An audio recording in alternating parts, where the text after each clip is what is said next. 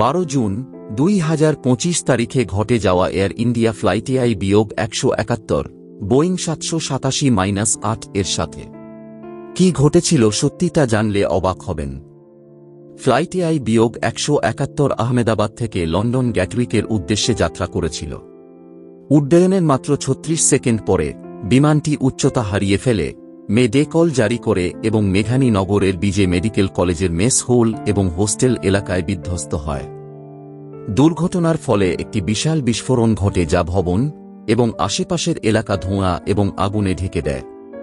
হতাহত এবং বেঁচে যাওয়া: বিমানে 242 জন আরোহী ছিলেন, 230 জন যাত্রী, 12 জন ক্রু। দুঃখজনকভাবে বিমানে 241 জন আরোহী নিহত হন, যার মধ্যে বেঁচে যাওয়া মাত্র একজন ব্রিটিশ নাগরিক বিশ্বাস কুমার রমেশ, আসন 11A, যিনি বিমান থেকে লাফিয়ে পড়েছিলেন এবং প্রাণঘাতী আঘাত পাননি বলে জানা গেছে। মাটিতে 5 জন মেডিকেল ছাত্র সহ কমপক্ষে 39-40 জন নিহত হন এবং মেস হলে আরও কয়েক ডজন আহত হন। উদ্ধারকারী দল ঘটনাস্থল থেকে কমপক্ষে 204টি মৃতদেহ উদ্ধার করেছে।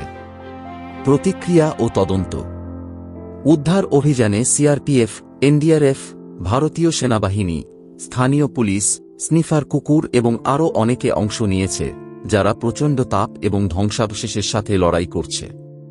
কর্তৃপক্ষ নিহতদের শনাক্ত করার জন্য ডিএনএ ম্যাচিং করছে। এখন পর্যন্ত 167টিরও বেশি ম্যাচ করা হয়েছে। 133 জনের মৃতদেহ পরিবারের কাছে ফিরিয়ে দেওয়া হয়েছে এবং কাউন্সেলিং সহায়তা প্রদান করা হয়েছে। বিমান দুর্ঘটনা তদন্ত ব্যুরো আন্তর্জাতিক বিশেষজ্ঞদের নেফেসড, ফায়া, খেয়া, বোয়িং যে সাথে মিলে ধ্বংসাবশেষটি সাবধানতার সাথে পরীক্ষা করছে।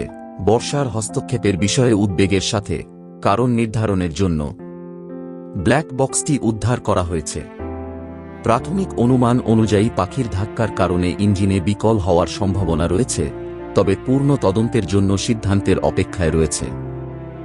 রাজনৈতিক ও কর্পোরেট প্রতিক্রিয়া: প্রধানমন্ত্রী মোদি, স্বরাষ্ট্রমন্ত্রী অমিত শাহ, বেসামরিক বিমান পরিবহন মন্ত্রী এবং যুক্তরাজ্যের প্রধানমন্ত্রী কির স্টারমার এবং কিং চার্লস এর মতো আন্তর্জাতিক নেতারা সহ উচ্চপদস্থ ব্যক্তিত্বরা সমবেদনা জানিয়েছেন।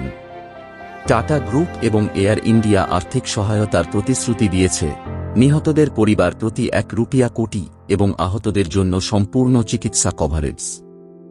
এটি বোয়িং 787 ড্রিমলাইনারের প্রথমবারের মতো হাল হারানোর ঘটনা এবং এটি ভারতের সবচেয়ে মারাত্মক বিমান দুর্ঘটনাগুলির মধ্যে একটি, যা এক দশকেরও বেশি সময়ের মধ্যে যে কোনো দুর্ঘটনার চেয়ে বেশি প্রাণহানি ঘটায়।